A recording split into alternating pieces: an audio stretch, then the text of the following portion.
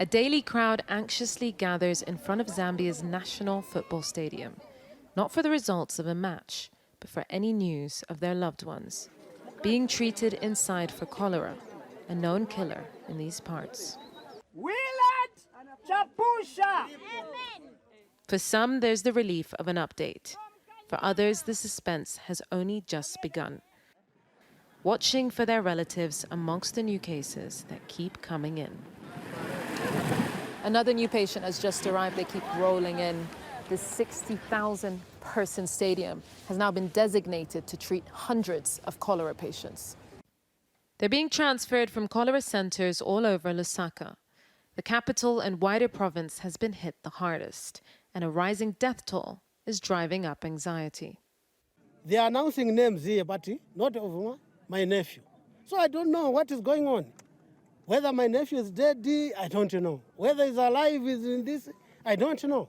I can feel better. Whether they tell me he's dead or alive, I can feel better, because when they tell me he's dead, we forget to come here, because we are just coming here, we don't know. And inside, there's stress too, as health workers scramble to reduce daily deaths while the national infection rate climbs. There are 85 children in this one ward alone. So this is the pediatrics ward, and unlike other wards, they're letting mothers and guardians in because there are very young children here, as young as 5 months old. At first I was scared.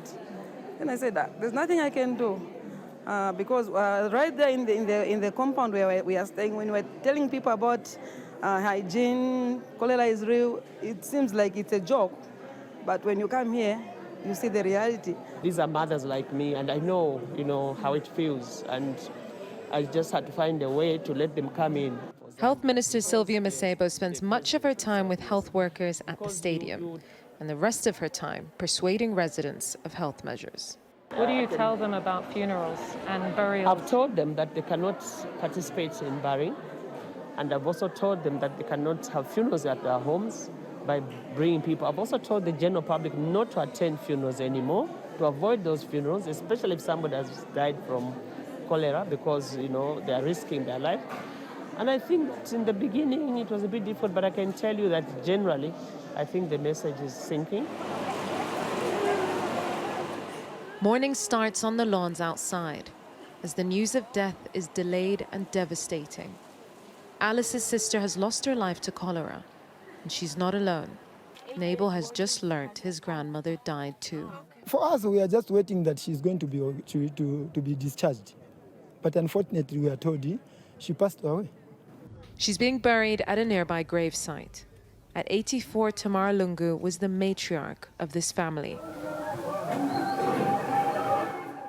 who will now have to mourn her without a funeral.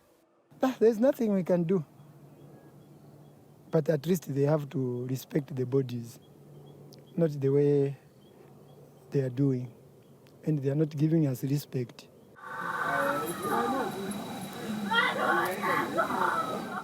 The pain is gut-wrenching and raw, never dulled, no matter how many cycles of this disease come and go. Yusra al-Bagher, Sky News, Lusaka.